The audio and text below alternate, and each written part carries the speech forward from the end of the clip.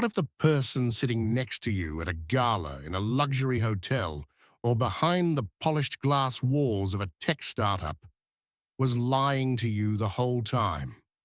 Not for a quick gain, but for something deeper, the creation of an entirely false world where they ruled undisputed. Today, we uncover the true stories behind two of the most infamous modern fraudsters, Anna Sorokin, the fake heiress, and Elizabeth Holmes, the fallen tech queen. Who was more dangerous? Who deceived more brilliantly? And who left a scar that society still struggles to heal? Welcome to Red Dossier. Before we move on to the next part, please give me a like and subscribe to the channel. Thank you for listening.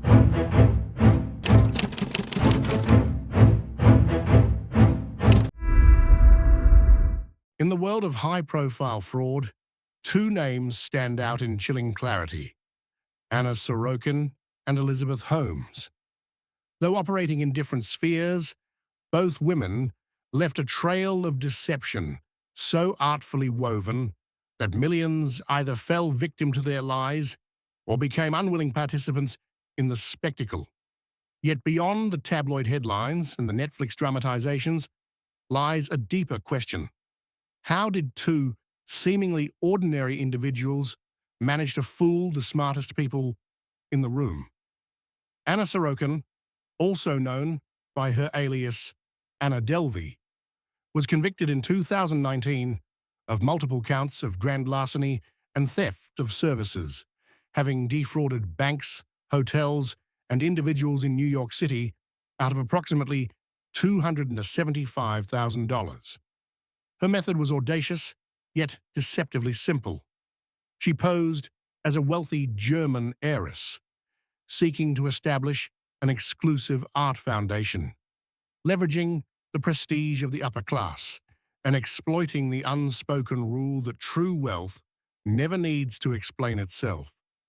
Elizabeth Holmes, founder and former CEO of Theranos, once hailed as the youngest self-made female billionaire by Forbes, was convicted in 2022 on 4 counts of fraud and conspiracy. She deceived investors into pouring nearly $700 million into a blood testing technology that never worked. Unlike Sorokin, Holmes cloaked her deception not in luxury and aristocratic mystique, but in the seductive promise of revolutionizing healthcare, a promise that proved fatally hollow. Leading criminologists have pointed out an unsettling truth about both women. Neither relied on violence nor overt threats. Instead, they weaponized perception itself. Sorokin constructed an illusion of elite status. Holmes projected a vision of technological salvation. Both preyed on the inherent human desire to believe in success, in genius, in miracles. Their stories challenge a comfortable assumption about crime, that it is the domain of the desperate or the violent. Instead, they reveal a more unsettling possibility: that the most dangerous criminals might not lurk in alleyways, but in boardrooms and luxury penthouses, armed not with weapons, but with dreams we want desperately to believe. Which brings us to a more provocative question. Who is more lethal, the con artist who siphons wealth from the rich, or the false savior who gambles with lives under the guise of innovation? One impersonated aristocracy. One impersonated a savior. But both understood a timeless, brutal lesson. In the right costume, with the right story, you can make the world kneel.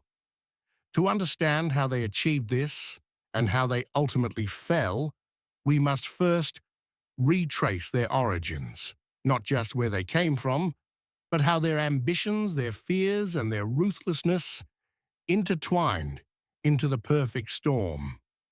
And that journey begins now.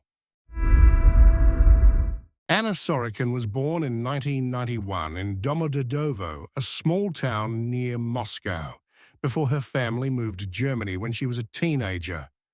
Despite her modest upbringing, Sorokin cultivated an intense fascination with the opulent lifestyles she observed from afar.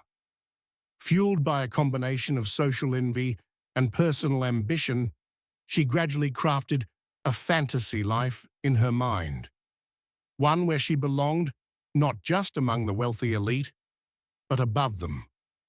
Elizabeth Holmes, by contrast, was born in 1984 into an affluent family in Washington, D.C. Her father held executive positions at various international organizations, and her mother worked as a congressional committee staffer. From an early age, Holmes was encouraged to excel, to think big, and to carry the burden of high expectations. She attended Stanford University, where her interest in biotechnology blossomed, leading her to envision a future where she would change the world and be celebrated for it. The paths they chose to realize their ambitions, however, could not have been more different. Sorokin's method was deeply personal, almost intimate. She immersed herself in the culture of the Manhattan elite, frequenting luxury hotels, exclusive restaurants, and high-profile events. She wore designer clothes, spoke confidently about imaginary trust funds, and dropped names of non-existent financial advisors. Rather than forging documents at scale, she relied on verbal assurances and a carefully curated image to delay payment obligations. When necessary, she backed her story with forged bank statements, a dangerous escalation that ultimately contributed to her downfall.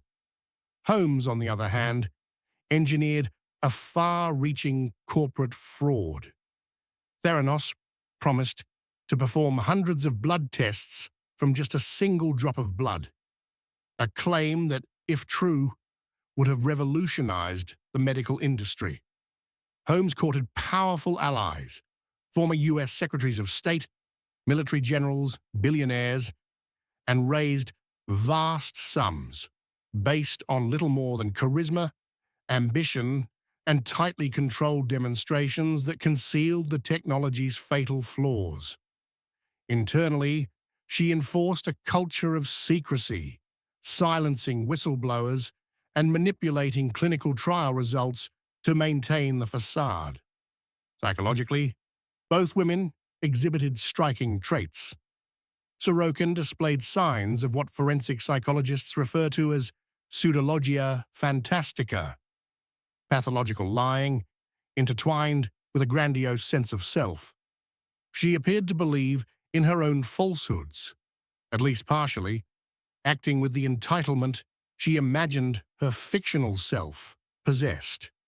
Holmes, meanwhile, exhibited what experts might classify as elements of the Messiah complex, a deep-seated conviction that her mission justified any means, including deception and moral compromise.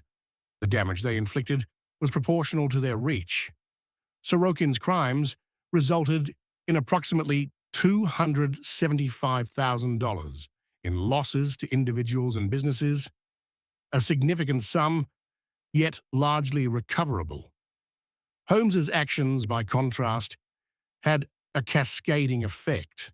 Nearly $700 million in investor losses, hundreds of misled patients, and a profound erosion of public trust in Silicon Valley's health tech ambitions.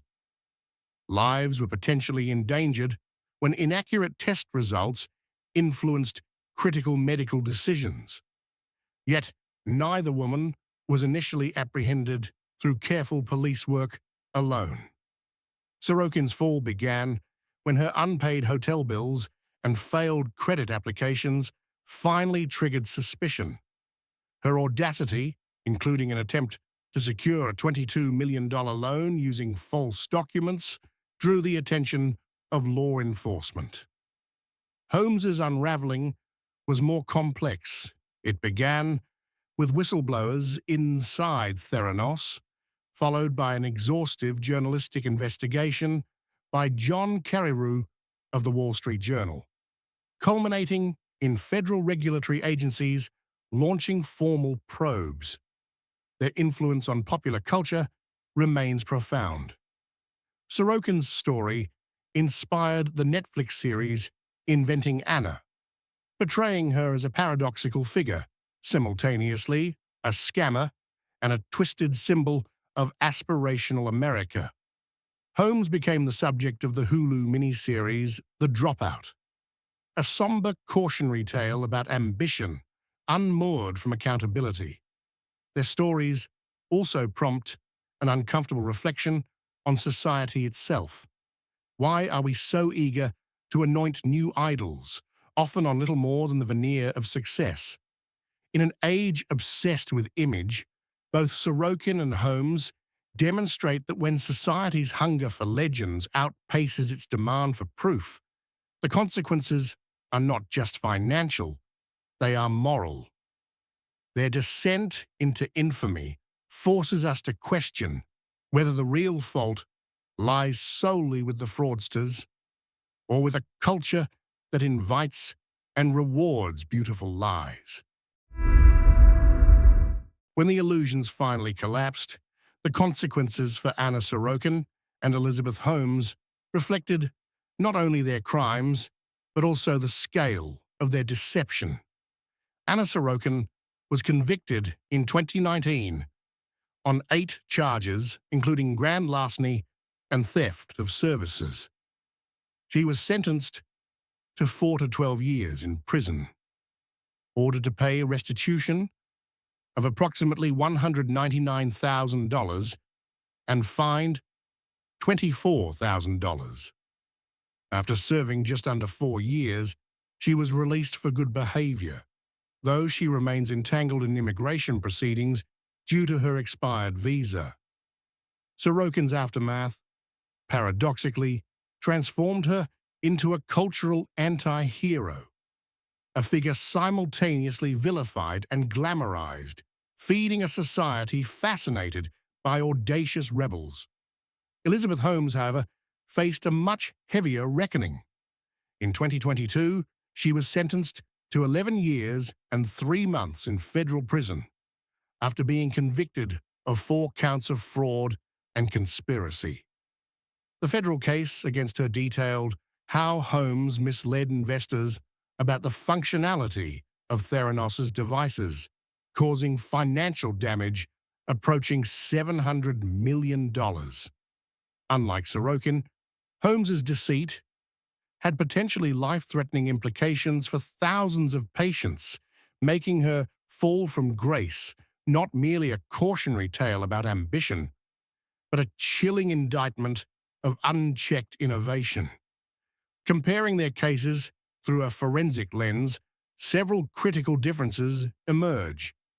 Sorokin's deception, though calculated, was localized. Her victims were primarily wealthy individuals and businesses, and the financial harm, while serious, did not disrupt public health or systemic trust. Holmes's actions, by contrast, reverberated far beyond the boardroom. She weaponized the promise of healthcare innovation, infiltrated clinical settings, and manipulated a regulatory framework ill-prepared to verify the extraordinary claims of a well-funded startup. Statistically, the disparities are clear. Sorokin's maximum financial impact stood around $275,000. Holmes's fraudulent influence approached $700 million. Sorokin faced up to 15 years under New York state law, but received a mid-range sentence. Holmes faced a potential 20-year federal sentence and received over 11 years, a reflection of the broader scale and societal danger of her actions. In psychological terms, both displayed a detachment from the realities of their victims. Sorokin treated the social elite as pawns in her personal theater of grandeur. Holmes, more dangerously, rationalized endangering human lives under the banner of a supposedly noble cause. Their trajectories also illustrate a cultural phenomenon seen in other cases of charismatic criminal figures. In the late 20th century, Pablo Escobar wielded immense influence not merely through narcotics, but through the mythos he built around himself as a Robin Hood figure. Miguel Felix Gallardo, known as the godfather of Mexico's drug trade, similarly blurred the lines between businessman, philanthropist, and criminal overlord. While Sorokin and Holmes did not engage in violence or trafficking, they similarly manipulated perception, creating personas powerful enough to suspend disbelief until reality struck back with unforgiving force. Ultimately, their downfalls are not just stories about two individuals, they are warnings about the ecosystems that allowed them to rise. A luxury-obsessed social elite, too eager to accept wealth without proof, and a venture capital-driven tech industry, too willing to fund dreams without demanding evidence. Their stories prompt a final, unsettling question. Are we any better prepared today to spot the next Anna Sorokin or Elizabeth Holmes? If ambition remains prized above integrity, if appearance continues to outweigh substance, then the answer may not be reassuring. In the end, perhaps the true legacy of Sorokin and Holmes is not merely the damage they inflicted, but the mirror they held up to a world all too willing to be deceived. Their names may fade, but the wounds they left, the broken trust, the shattered dreams, still bleed quietly beneath the surface. In a world that still chases fame, fortune, and innovation, and without question, how many more Sorokins and Holmeses are waiting in the wings?